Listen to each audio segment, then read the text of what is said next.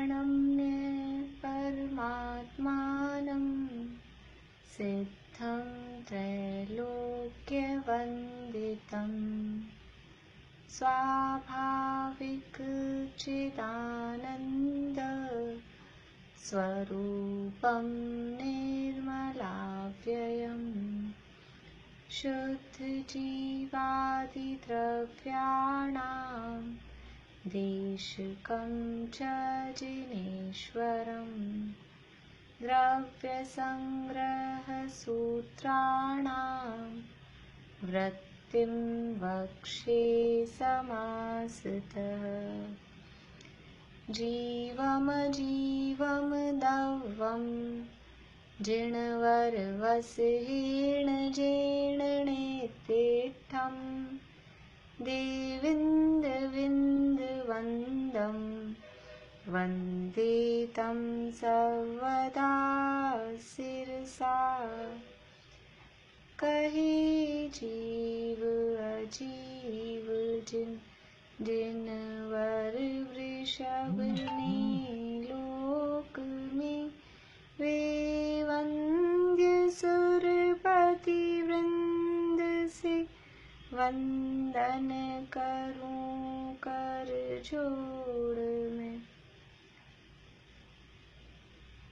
पुक्कल कम्मादीणं कत्तावहार दो दुडिच्छय दो चेदन कम्माणादा शुद्धनया शुद्ध भावाणम्।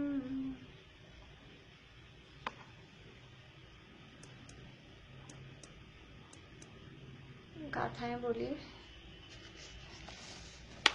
बोलिए। श्लोचना अभी आप लोग स्टार्ट करिए।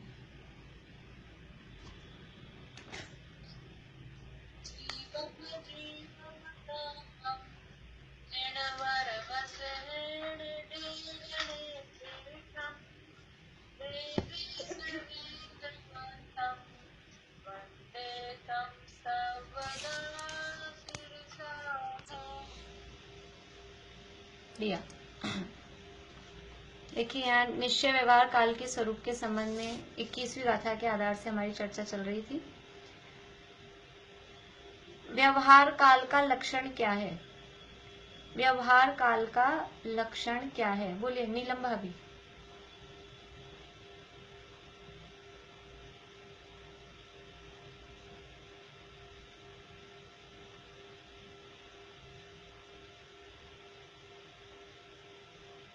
नहीं, चलिए ज्योति जी बोलिए।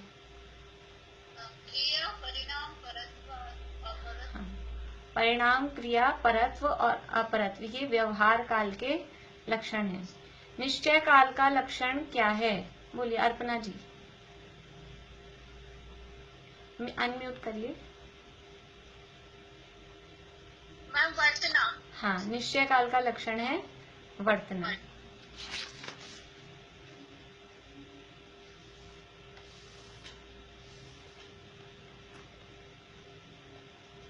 क्रिया किसे कहते हैं? क्रिया किसे कहते हैं? मीनू दी। क्रिया मतलब एक स्थान से दूसरे स्थान रूप जो क्षेत्रांतर रूप जो बदलाव होता है उसको उस काल की क्रिया। और कुछ? और जैसे एक ही जीव और उसके गाय का दोना। हाँ, और ये तो इसे कहेंगे क्षेत्र से क्षेत्रांतर रूप क्रिया, वो भी क्रिया है। और परिस्पंदन रूप क्रिया। परिस्पंदन रूप। हाँ, एक ही जगह पर भी जो भी कुछ हो रहा है, परिस्पंदन का मतलब है हिलना डुलना, जो भी कुछ हो रहा है, भले ही है जगह एक ही है लेकिन वहीं पे जो भी कुछ हिलना डुलना हो रहा है। हाँ, तो क्षेत्र से क्षेत्रांतर भी क्रिया है और परिस्पंदन रूप भी क्रिया है।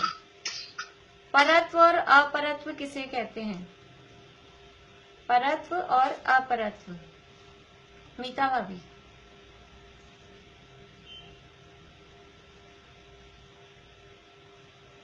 अनम्यूट करिए।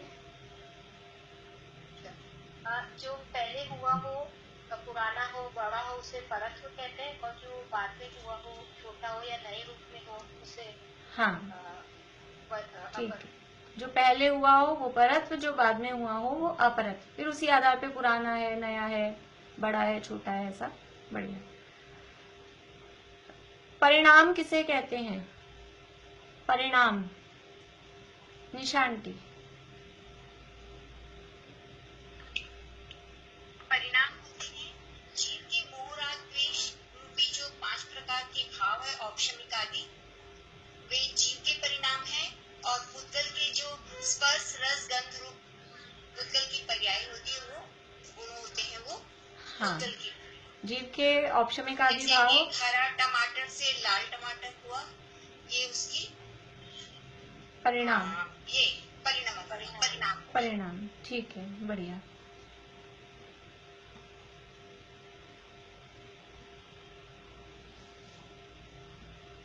समय रूप ही निश्चय काल है। समय जो पर्याय है, समय रूप ही वो बस वास्तव में काल है। उस समय के अलावा अन्य कोई कालानुरूप कोई द्रव्य नहीं है। ऐसा यदि कहा जाए तो क्या ये सत्य है? बस समय रूप जो पर्याय है वही है, इसके अलावा अन्य कोई काल रूप द्रव्य नहीं है। समय रूप जो पर्याय है वो है, कालाणु जो आप कह रहे हो द्रव्य वो नहीं है। तो क्या ऐसा कहा जाए तो वो ठीक है? बोले रेखा भाभी।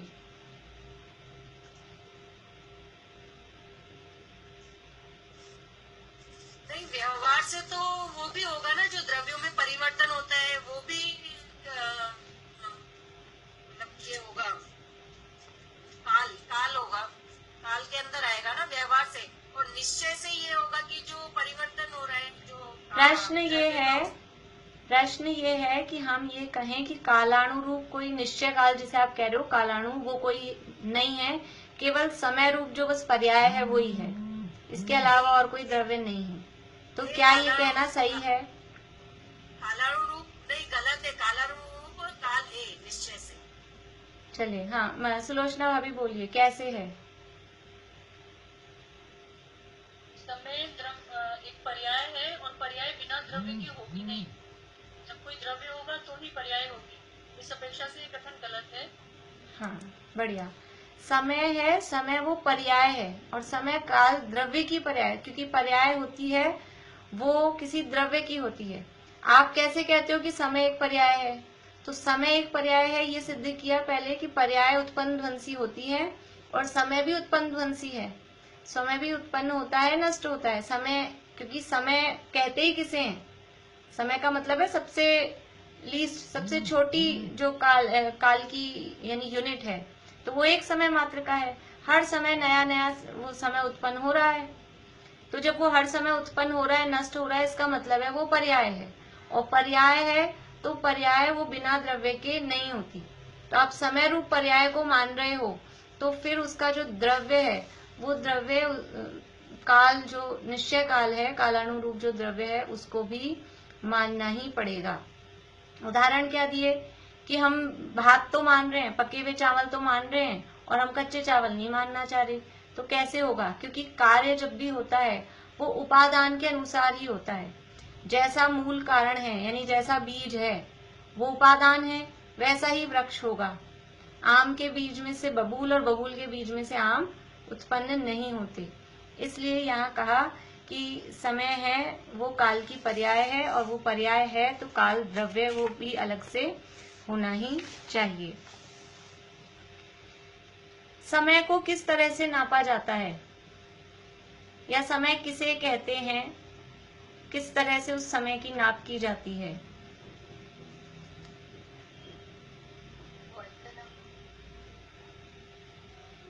भारती आंटी बोलिए।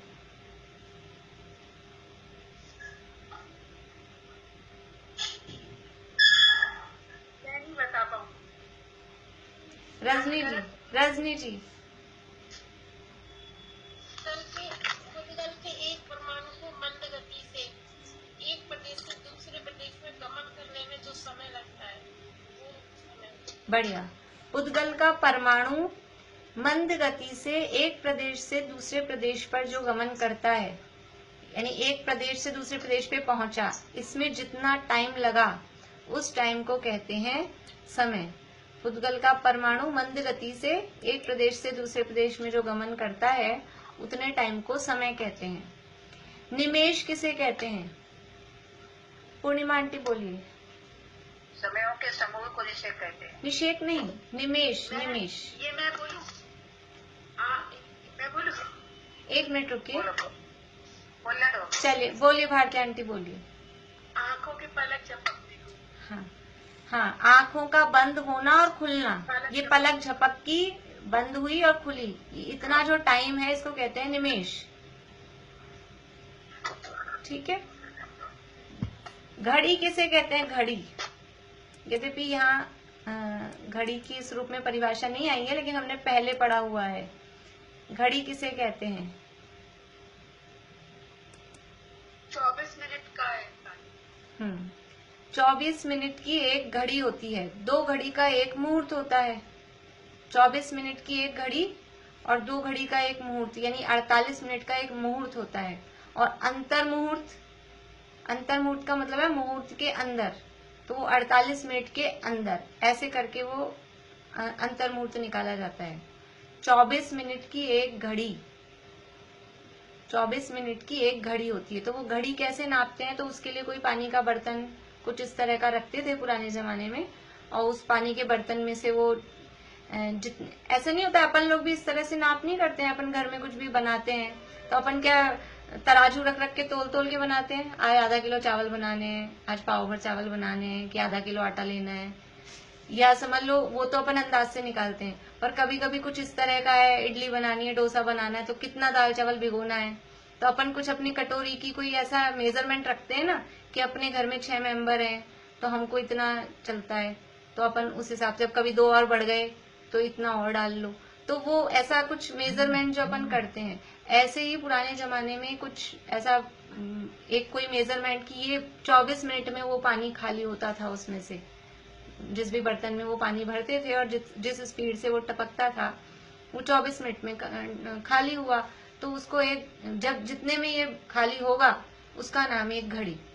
तो ऐसे करके वो घड़ी कहा गया।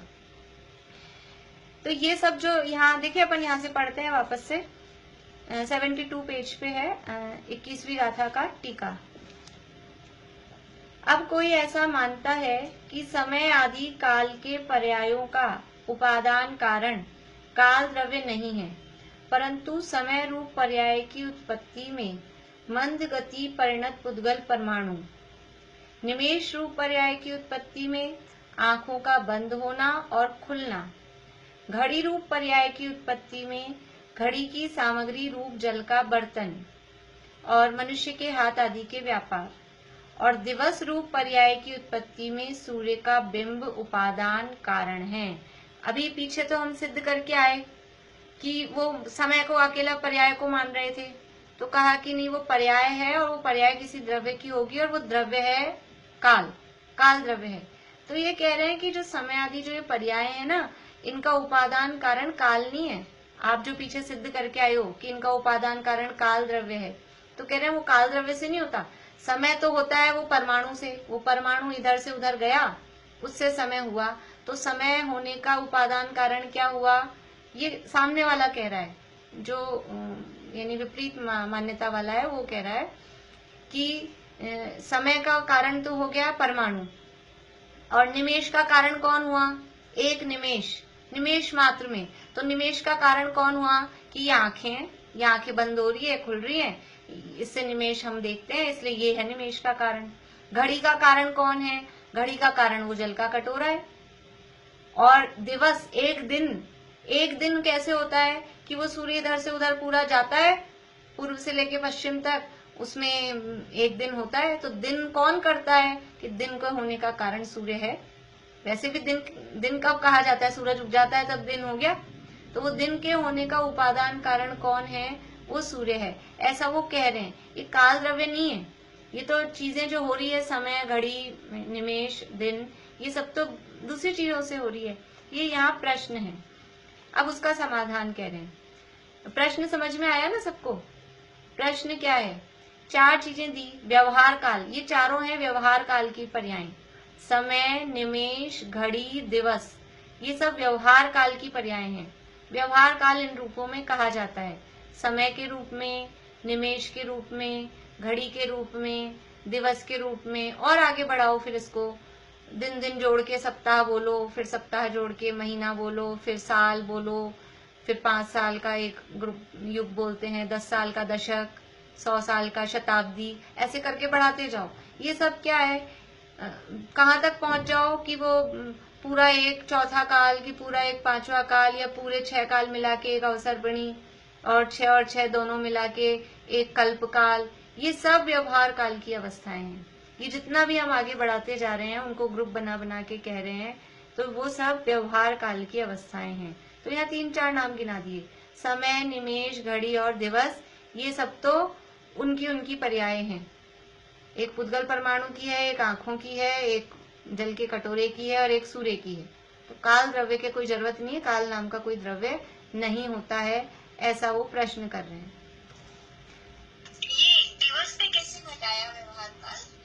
सूर्य की उत्पत्ति, यानी सूर्य उत्पन्न हुआ, सूर्य उगा, सूर्य उगा जब से हम दिन कहते हैं, और सूर्य छिपा तब वो दिन अस्त हुआ। तो ये दिन कैसे हुआ कि सूर्य के कारण हुआ। दिन को कौन करता है, ये सूरज करता है, बचपन से ही सिखाते हैं। सूरज यानी दिन करता है, सूर्य उगता है जब दिन होता है, ऐसा ही सिखाते हैं। विपरीत मान्यता वाले बोल रहे हैं या? हाँ, विपरीत मान्यता वाली। ये सामने से अभी समाधान अब पढ़ेंगे। सामने से प्रश्न आया है, ये ऐसा जो एक मत वाले हैं, एक मान्यता वाले हैं, श्वेतांबर मत में ऐसा माना जाता है कि द्रव्य 5 ही होते हैं। काल को द्रव्य स्वीकार नहीं करते, काल को केवल समय रूप, पर्याय रूप स्वीकार करते हैं, द्रव्य रूप से स्वीकार नहीं करते। तो उनके लिए यहाँ तर्क दे दें। पहले तर्क दिया कि समय वो पर्याय है, तो पर्याय है तो उसका द्रव्य भी होना ही चाहिए, और वो द्रव्य, क्योंकि समय टाइम रूप पर्याय है, तो उसका द्रव्य भी वो काल ही होना चाहिए, क्योंकि उपादान के अनुसार ही कारण होता है। हमको कारण सामने दिख रहा है, हमको आम का पेड़ दिखा, आम लटकते हुए दिख रहे हैं, तो हमको ये समझ में, हमको बीज खोद के देखना पड़ता है कि इसमें बीज कौन सा बोया था। जब वृक्ष पे आम लटक रहे हैं, इसका मतलब क्या है, बीज भी आम का ही बोया होगा ना। और आम की भी जो क्वालिटी है, समझ लीजिए हापुस है कि दशहरी है कि लंगड़ा है, जो भी है, तो वो वाला आम देख के हमको समझ में आता है ना, इसमें ये वाला बीज बोया होगा। तो उपादान के अनुसार ही कार्य होता है। अब हमको समय रूप फल दिखाई दे रहा है, इसका मतलब उसका बीज क्या है, उसका बीज वो काल द्रव्य होना चाहिए। वहां पीछे तर्क दिया। फिर यहाँ ये कह रहे हैं कि नहीं, आप जो कह रहे हो समय रूप फल है, ये समय रूप फल काल द्रव्य का नहीं है, वो तो पुद्गल परमाणु का है। वो परमाणु इधर से उधर गया ना, उसके कारण समय उत्पन्न हुआ। आंखें बंद हुई खुली, इसके कारण निमेष हुआ। जल का कटोरा हमने भरा था, उसके कारण घड़ी हुई। और सूर्य उगा और अस्त हुआ, इसके कारण दिन हुआ। तो इनके कारण तो वो है, काल द्रव्य नहीं है, ऐसा अब ये कह रहे हैं। फिर से समाधान कर रहे हैं, परंतु ऐसा नहीं है। 5वीं लाइन का अंतिम शब्द है 72 नंबर पेज पे। परंतु ऐसा नहीं है। यदि ऐसा हो तो जिस प्रकार चावल रूप उपादान कारण से उत्पन्न भात रूप पर्याय में सफेद, काला आदि रंग, सुगंध अथवा दुर्गंध, स्निग्ध अथवा रुक्ष आदि स्पर्श और मधुर आदि रस इत्यादि विशेष गुण दिखाई पड़ते हैं, उसी प्रकार उद्गल परमाणु, आंखों का खुलना अथवा बंद होना, जल का कटोरा और मनुष्य का व्यापार आदि तथा सूर्य बिंब रूप उपादान भूत पुद्गल पर्यायों से उत्पन्न समय, निमेष, घड़ी, दिवस आदि काल पर्यायों में भी सफेद, कृष्ण आदि गुण प्राप्त होने चाहिए, परंतु ऐसा तो होता नहीं, क्योंकि उपादान कारण के समान कार्य होता है, ऐसा वचन है।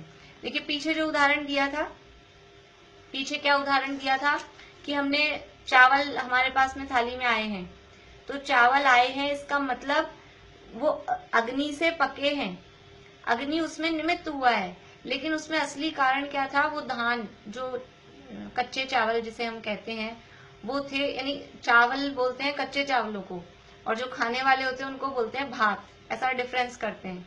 पर अपन दोनों को ही ज्यादातर चावल ही बोल देते हैं, बने हुए को भी चावल और कच्चे को भी चावल।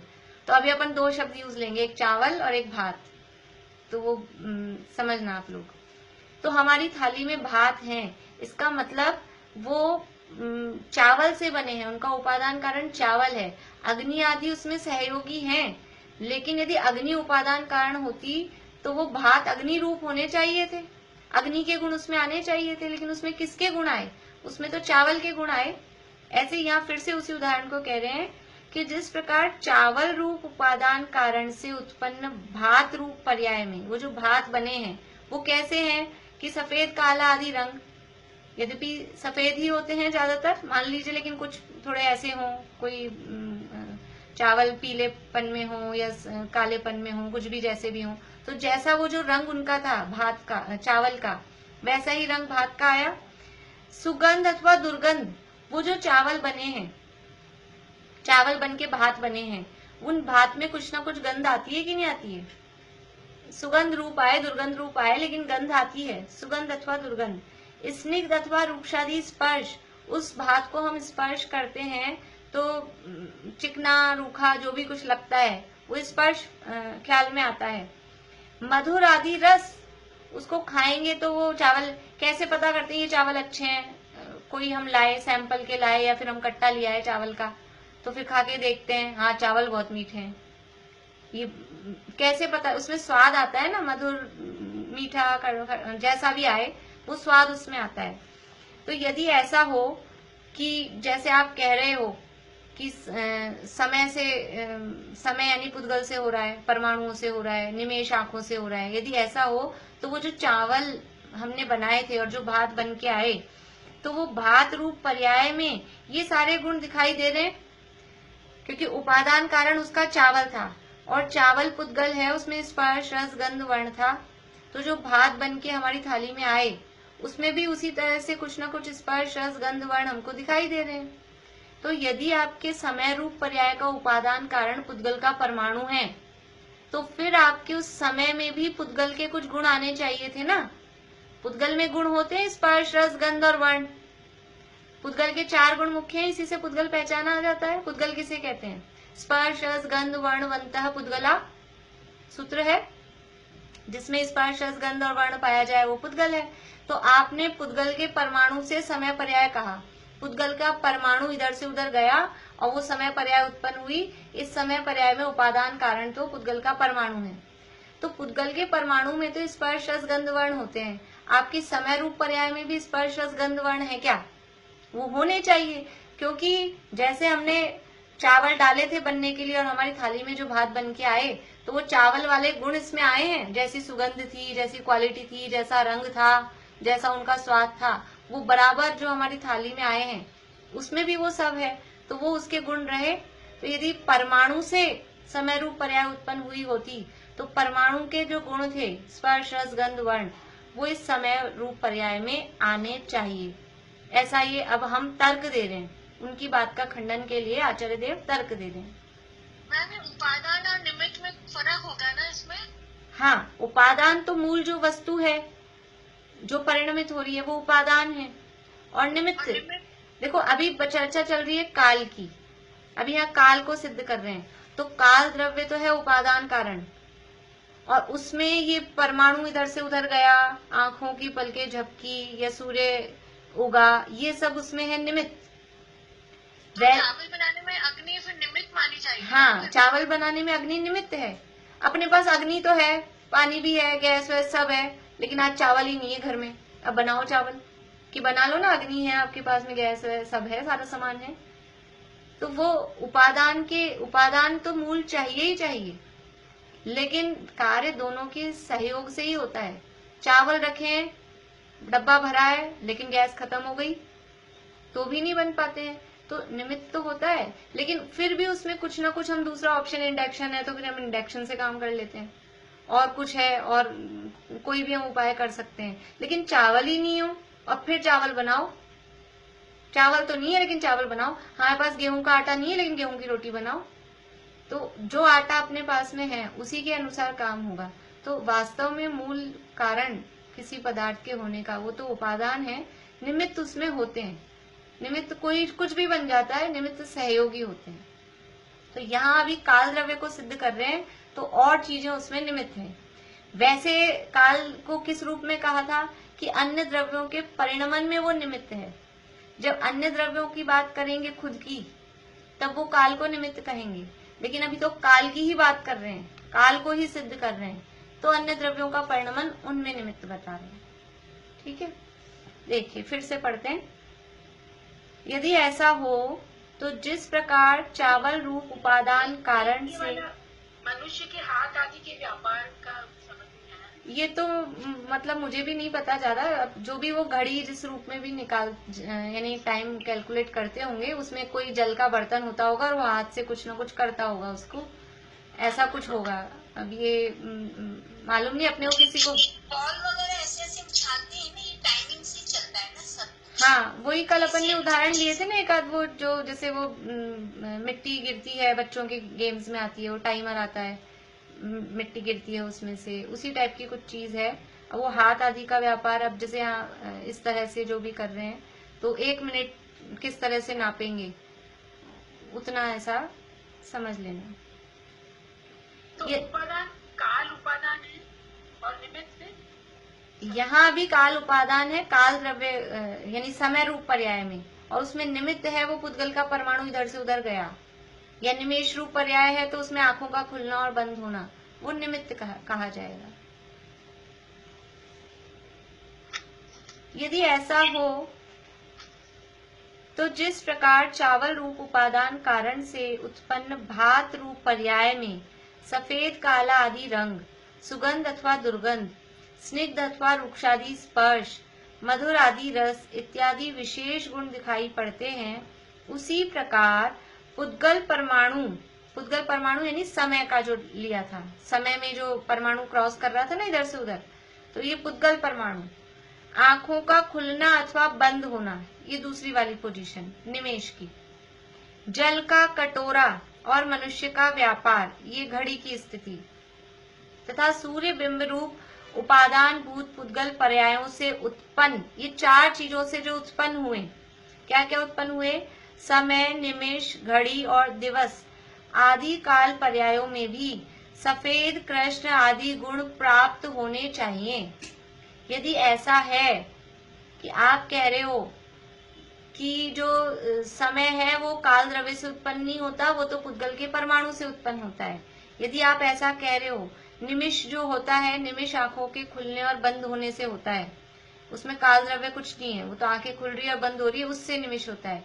यदि ऐसा है तो वो जो निमिष है, जिसे हम निमिष कहते हैं, उस निमिष में आंखों के कुछ गुण आ जाने चाहिए। सफेद काली आंखें होती हैं, तो वो आंखों का कुछ गुण, सफेद पना, काला पना, और इसमें जो भी स्पर्श है, वो सब उसमें आ जाने चाहिए। ऐसा ही यहाँ तर्क दे रहे हैं, लेकिन ऐसा तो होता नहीं है। निमिष जो है वो तो क्योंकि वो पुद्गल नहीं है ना, क्योंकि अमूर्तिक द्रव्य की पर्याय है। समय हमको दिखता है क्या आंख से? समय हमको फील होता है, टाइम हमको फील हो रहा है, लेकिन आंख से दिखता है क्या? आंख से नहीं दिखता। फील भी हमको समझ लीजिए कि वो मन के माध्यम से फील हो रहा है, ऐसा फील नहीं हो रहा जैसे हवा फील होती है।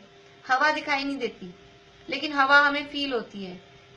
किस चीज से फील होती है हवा को? हम किस चीज से फील कर पाते हैं, किससे जान पाते हैं हवा को? अर्पणा जी बोलिए, हवा को किससे जान पाते हैं? चलिए, स्पर्श से, स्पर्श से नहीं, स्पर्शन इंद्रिय से। हवा को जो हम जान पा रहे हैं वो स्पर्शन इंद्रिय से जान पाते हैं। ऐसे मैंने कहा कि हम समय को फील कर पाते हैं, तो क्या ऐसे स्पर्शन इंद्रिय से फील कर पाते हैं? रसना इंद्रिय से फील कर पाते हैं? घ्राण से, चक्षु से, कर्ण से? ऐसा नहीं फील कर पाते। वो थोड़ा समझ लीजिए मन के माध्यम से, क्योंकि मन का विषय मूर्तिक पदार्थ भी है और अमूर्तिक पदार्थ भी है, तो मन के माध्यम से हम उसको थोड़ा समझ पाते हैं, लेकिन आंख से दिखाई नहीं देता समय। ऐसे ही जो निमिष है वो भी आंख से दिखाई नहीं देता। तो आंख से क्यों नहीं दिखाई देता? क्योंकि वो अमूर्तिक द्रव्य की पर्याय है। काल द्रव्य है वो अमूर्तिक द्रव्य है, जैसा द्रव्य होता है उसकी पर्याय भी वैसी होती है। तो काल अमूर्तिक द्रव्य है, तो उसकी जो समय, निमेष, घड़ी, दिवस, ये जो पर्याय हैं, ये पर्याय भी अमूर्तिक है, आंख नाक कान से दिखाई नहीं देती, इंद्रियों से पकड़ में नहीं आती, ये सब मन के माध्यम से जानी जाती है। तो उसमें वो गुण होते, हमको फिर समय में भी कोई रूप रंग दिखना चाहिए था।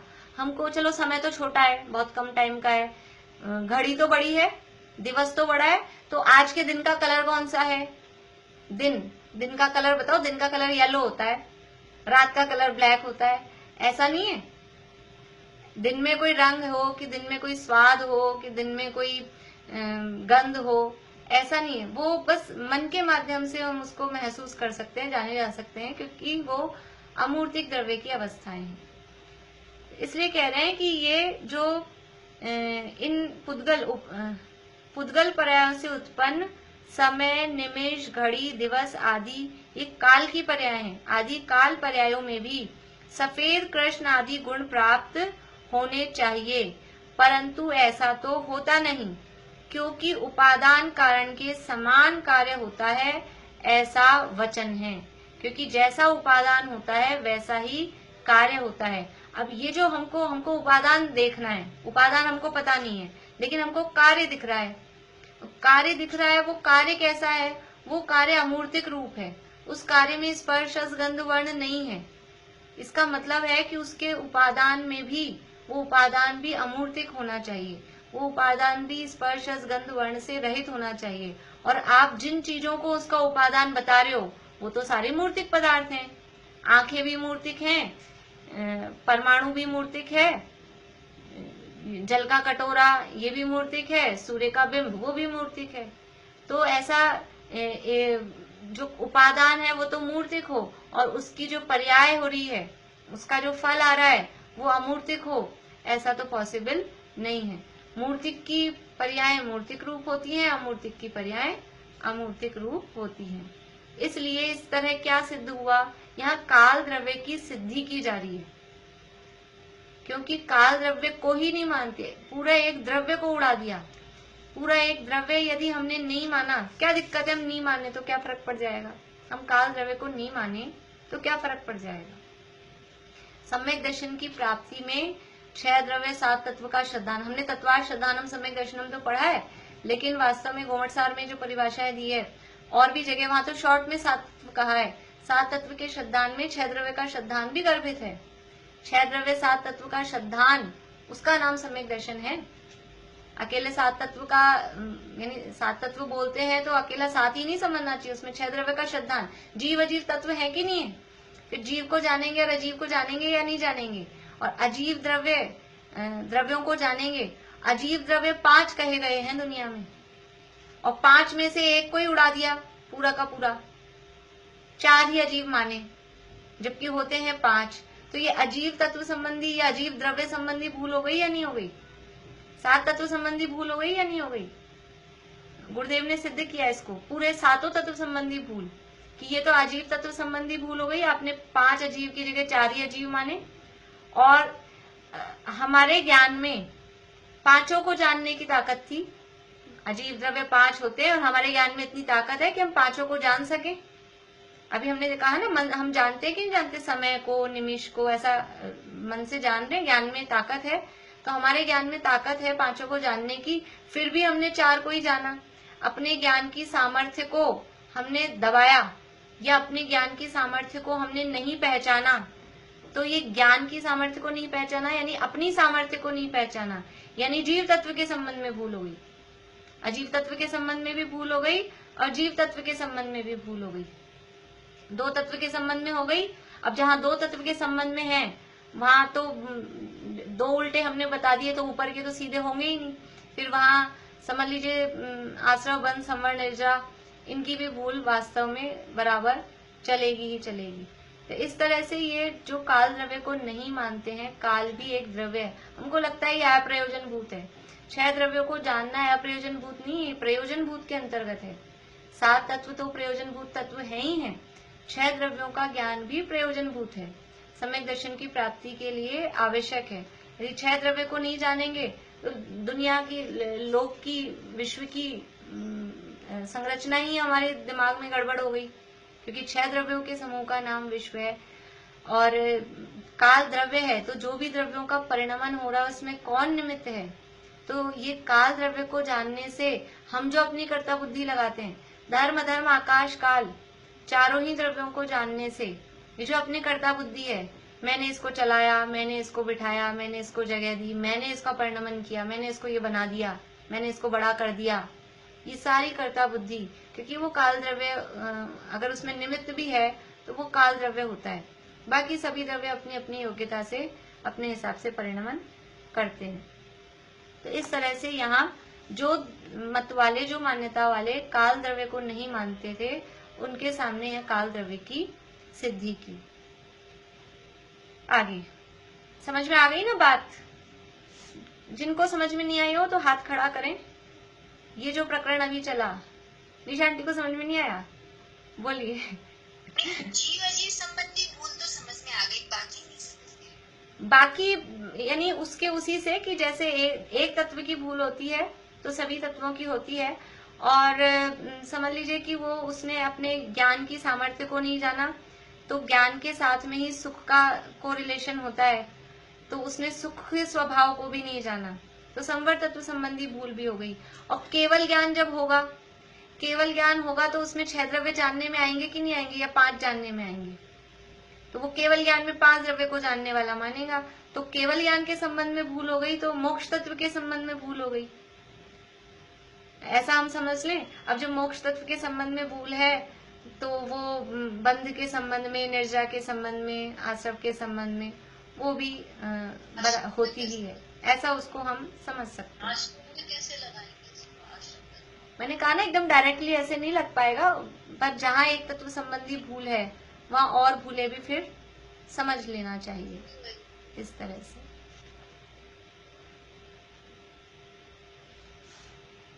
मैं तो ये जो प्रकरण अभी यहाँ जो टीका चली है, ये टीका में जो भाव है वो ख्याल में आया कि नहीं आया सबको? ये जो शब्द ऐसे पढ़ने में कठिन ऐसे लग रहे थे, वाक्य बड़े बड़े, अभी आप वापस अच्छी लगी आज। हाँ, वापस पढ़ना आप लोग, ये अपने आप से वापस से पढ़ना आप लोग पूरी गाथा की टीका। अब वो आपको समझ में आ रहा है कि नहीं आ रहा? पन्ने जैसा लिया, वो लगते हैं वाक्य बड़े बड़े से ऐसे, लेकिन अब समझ में आया कि नहीं आया? कल पूछ लेना, नहीं आया हो तो समझ में, लेकिन एक बार पढ़ना आप आपस से। थोड़ा सा प्रकरण ऐसे है कि अगर हम थोड़ा सा इसको पढ़ेंगे नहीं, रिवाइज नहीं करेंगे, तो फिर वो ऐसा लगेगा पता नहीं हो गया, आगे बढ़ गए। मैं पूछूंगी कल फिर से, अब मैं रोज का रोज पूछूंगी, एग्जाम तो होएगा जब होता रहेगा, रोज का रोज आप लोग मुझे, क्योंकि ऐसा लगता है कि अपन आगे बढ़ते रहते हैं, विषय आप लोगों को कितना समझ में आ रहा है, कितना नहीं आ रहा है। तो आप लोग एक बार पढ़ना इसको, चाहे क्लास में बैठने से पहले ही 5 मिनट जल्दी बैठना, फिर पढ़ना, जैसे आपको समय मिले वैसे पढ़ना। आगे, बहुत कहने से क्या, जो अनादि निधन है, अमूर्त है, नित्य है, समयादि के उपादान कारणभूत होने पर भी समयादि के भेद रहित है, वह कालाणु द्रव्य रूप निश्चय काल है। ये निश्चय काल की सारी विशेषताएं बता दी। क्या है कि अनादि निधन है, निश्चय काल द्रव्य कैसा है? अनादि निधन है, अनादि से है, अनंत काल तक रहने वाला है, उसका कभी अभाव नहीं होगा। अमूर्त है, स्पर्श रस गंध वर्ण से रहित है, इसलिए अमूर्तिक है। नित्य है, नित्य है मतलब हमेशा रहने वाला है, नित्य है। समय आदि का उपादान कारणभूत, जो ये समय, निमेष, घड़ी, घंटा, घड़ी के बाद और आती है घड़ी, घंटा, फिर दिन, फिर सप्ताह, ऐसे करके, तो ये जो समयादि रूप पर्याय हैं, इनका उपादान कारणभूत है। इनका उपादान कारण कौन है? इनका उपादान कारण है निश्चय काल। उपादान कारणभूत होने पर भी समयादि के भेद रहित है। इन सब पर्यायों का उपादान कारण है, लेकिन उस निश्चय काल में ऐसे भेद नहीं है, ये समय का है, ये निमिष का है, ये घड़ी का है, ये घंटे का है, ये दिन का है, ऐसा उस मूल द्रव्य में भेद नहीं है। द्रव्य तो वो एक ही है, लेकिन उसका जो परिणमन हो रहा है वो वर्तना, उसके आधार पर फिर उनको समझ लीजिए जोड़ जोड़ के, या ये पुद्गल के परमाणु इधर से उधर गया, उसके आधार पर वो समयादि की कैलकुलेशन की जाती है। समयादि के उपादान कारणभूत होने पर भी समयादि के भेद रहित है, वह कालाणु द्रव्य रूप निश्चय काल है। निश्चय काल है वो कालाणु द्रव्य रूप है, वो अनादि निधन है, नित्य है, अमूर्तिक है और सम्यादि जो पर्याय हैं उनका उपादान कारण है, पर उपादान कारण होने पर भी ऐसे उनके भेदों से रहित है। ये निश्चय काल हुआ। अब व्यवहार काल। हाँ बोलिए भारती आंटी। ये समय के जो यूनिट्स हैं, जैसे निमिष हुआ या जो भी घड़ी हुआ या आवर हुआ या दिन हुआ, ये तो हम लोगों ने बनाए ना, मनुष्य के बनाए हुए हैं। मनुष्य के बनाए हुए मतलब ये हम लोगों ने ये यूनिट्स तो हमने बनाए हैं ना। नहीं, ये सब केवल ज्ञान में आई हुई हैं। ये केवल ज्ञान में आई हुई बातें उसी हिसाब से चलती हैं। हमने नहीं बनाई। कब से बनाया? देखो, अगर हम बनाते तो हमारे हाथ में होता, तो अपने को, मेरे को बहुत टाइम कम पड़ता है, तो 24 घंटे के दिन की जगह 48 घंटे का एक दिन कर लेना चाहिए। नहीं, वैसे नहीं। जैसे कि एक वीक 7 डेज का है, फिर एक साल 365 डेज का है, ये तो हम लोगों ने नहीं, ये सब भी, ये जो कैलकुलेशन चलती है ना, जैसे काल की जो कैलकुलेशन चलती है, अपन आयु नापते हैं, 70,56,000 करोड़ वर्ष का एक पूर्व है, फिर पूर्व मिलाए फिर असंख्यात पूर्वों का एक, समझ लीजिए, पल्ले होगा, ऐसे करके। तो ये सब, ये अनादि निधन है। ये सारी चीजें, ये इतना ही होगा। ये 24 घंटे का ही एक दिन होगा। ये किसी ने अभी नए बनाए हुए हैं, ऐसा नहीं है। ये नए नहीं बने हैं। अनादि निधन जो टाइम की कैलकुलेशन है, जो स्वर्गों में, नरकों में जो आयु है, मनुष्यों की जो आयु है, वो कैसे कैलकुलेट होगी? वो यही मनुष्य ने बनाया, अलग से, ऐसा नहीं है। लेकिन हम लोग तो अभी समय को तो नहीं गिनते। हम समय को नहीं गिनते। हम उतने बारीकी तक नहीं पहुंच पाते। हम तो सेकंड और नैनो सेकंड और पिको सेकंड और एक आध और होगा कोई, बस उससे ज्यादा हम नीचे नहीं पहुंच पाए। लेकिन ये हमारे अलग से बनाए हुए नहीं है, ये अनादि निधन है ये सब। और ये समय की, काल की पर्याय इस रूप में है। हो सकता है हम नाम अपने अलग दे दें, वो बात जरूर है। जैसे पुराने जमाने के नाम, ये निमेश, घड़ी, ये पुराने जमाने के नाम लग सकते हैं। और भी आते हैं इसमें, लव, इस तो बहुत लंबी लिस्ट आती है, छोटे छोटे और मिलाकर। तो वो नाम अपने, अपन कुछ नया नाम दे सकते हैं, वो बात जरूर हो सकती है। जैसे 15 दिन का एक, अब आजकल अब इंग्लिश चलने लग गई, तो फोर्टनाइट कहते हैं, वो पक्ष कहते हैं, पखवाड़ा कहते हैं हिंदी में उसको। अब वो कोई समझेगा ही नहीं थोड़े दिन बाद, पक्ष क्या है, पखवाड़ा क्या है। तो वो भले ही चेंज हो सकते हैं, नाम अपन, शब्द अपने नए दे सकते हैं, लेकिन ये कैलकुलेशंस तो अनादि निधन है। ऐसा नई कैलकुलेशंस हमने कोई बनाई है, हमारे हाथ में नहीं है। हमारे हाथ में होता तो हम तो पता नहीं क्या करते। सबको टाइम कम पड़ता है, विषय भोगियों को विषय भोग में टाइम कम पड़ता है, स्वाध्याय करने वालों को स्वाध्याय में टाइम कम पड़ता है, खेलने वालों को खेलने में टाइम कम पड़ता है। सबको लगता है कि बढ़ा दें तो 50 घंटे का एक दिन कर लें। तो ऐसा अपने हाथ वाली बात नहीं है। देखिए, ये एक पैरा ही पढ़ पाते हैं, देखते हैं इसको। ये तो हुआ निश्चय काल। निश्चय काल क्या क्या है? अनादि निधन है, अमूर्त है, नित्य है। अब बता रहे हैं व्यवहार काल। वो सादी शांत है, दोनों अपोजिट है उसी की पर्याय। निश्चय काल की ही अवस्था है वो व्यवहार काल है, लेकिन निश्चय काल है वो द्रव्य है, इसलिए वो अनादि निधन है। और व्यवहार काल है वो पर्याय रूप है, इसलिए वो सादी शांत है। तो जो सादी शांत है, समय, घड़ी, प्रहर, अभी प्रहर और आ गया। आजकल तो प्रहर चलते ही नहीं है, कोई बोलता ही नहीं है, लेकिन बराबर वो 8 प्रहर का, कितने प्रहर का एक दिन होता है? 8 प्रहर का ही होता है, पता नहीं मुझे भी एग्जैक्ट। 8 का ही होता है शायद। 2 प्रहर बोलते हैं ना। आंटी म्यूट हो गए आप, पूर्णिमा आंटी, आवाज बंद हो गई आपकी।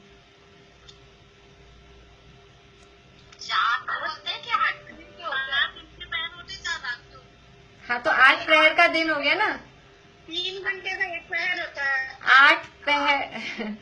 8 प्रहर का एक दिन हो गया ना। फिर वही 2 प्रहर बोलते हैं ना, अभी 2 प्रहर हो गई, 12 बज जाए। 2 प्रहर शब्द तो चल रहा है बराबर, लेकिन हमको नहीं मालूम ये प्रहर क्या है फिर वो, ऐसा। तो ये सब अब वो शब्द बदल जाते हैं। संजीव जी भाई साहब ने बताया थे। हाँ, तो जो सादी शांत है, समय, घड़ी, प्रहर आदि विवक्षित व्यवहार न के भेद रूप है, वही द्रव्य काल की, वही द्रव्य काल की पर्याय रूप व्यवहार काल है। द्रव्य काल की पर्याय रूप व्यवहार काल है। यानी व्यवहार काल क्या है? साधी शांत है और समय प्रहर घड़ी आदि रूप भेद रूप है। ऊपर क्या कहा था? निश्चय काल वो समय घड़ी प्रहर आदि का उपादान कारण है, तो भी वो भेद रूप नहीं है। और व्यवहार काल है वो समय घड़ी निमेष प्रहर आदि भेद रूप है। निश्चय काल अभेद रूप है, व्यवहार काल भेद रूप है। और निश्चय काल इस व्यवहार काल का उपादान कारण है, और व्यवहार काल है वो निश्चय काल की अवस्थाएं हैं, उसकी पर्याय है। ऐसा ये निश्चय काल और व्यवहार काल में यहाँ अंतर बताया है। सारांश मैं पढ़ देती हूँ, लेकिन कल फिर से इसको देखेंगे, क्योंकि वही थोड़ा मतलब खुलासा करने वाली चीजें हैं। सारांश यह है कि यद्यपि काल लब्धि के वश से जीव अनंत सुख का भाजन होता है, तो भी विशुद्ध ज्ञान दर्शन स्वभावी निज परमात्म तत्व के सम्यक श्रद्धान ज्ञान आचरण रूप तथा समस्त बहिर्द्रव्य की इच्छा की निवृत्ति जिसका लक्षण है, ऐसे तपश्चरण रूप जो निश्चय चतुर्विध आराधना है, वही उसमें उपादान कारण जानना काल नहीं, अतः वह काल हे है। देखो ये अभी लास्ट वाक्य है ना, लास्ट वाला जो पैरा है सारांश। सारांश का मतलब है भावार्थ, तात्पर्य। अपन 5 प्रकार के अर्थ इसमें चलते हैं। शब्दार्थ करते हैं, फिर ये मतार्थ हुआ था, कोई कहता है कोई कहता है, ये मतार्थ हुआ। फिर ये नयार्थ हो गया, निश्चय काल और व्यवहार काल का जो स्वरूप बताया, जो नयार्थ हुआ। अभी आगमार्थ समझ लीजिए, ये सब बातें आगम की है, इसलिए अलग से इसमें आगमार्थ इंडिकेट नहीं किया है, नहीं तो कहीं कहीं नहीं यहाँ किया ना, पीछे प्रवचन सार की जो दी थी, प्रवचन सार का रेफरेंस दिया था, समोपन पदंसी, तो आगमार्थ भी आ गया। और अब है अंत में भावार्थ, कि इस गाथा का भाव क्या है। तो अभी समय अपना हो गया है, कल इसको खुलासा करेंगे। अच्छी यानी मतलब ये अपने प्रयोजन की बात है कि ये काल द्रव्य का वर्णन पढ़ के सीखना क्या है, हमको काल का अनुभव करना है क्या? ये काल का अनुभव नहीं करना है, अनुभव तो अपनी आत्मा का ही करना है। लेकिन यहाँ काल द्रव्य की बात बता के क्या सीखना, वो यहाँ पर बताया गया है। इस प्रकार से ये हम सभी, भाजन का मतलब होता है पात्र, पात्र। कल करेंगे, अभी मैंने बस पढ़ दिया है, कल करेंगे बात, अभी फिर टाइम बहुत हो जाता है। जय जैन सभी को।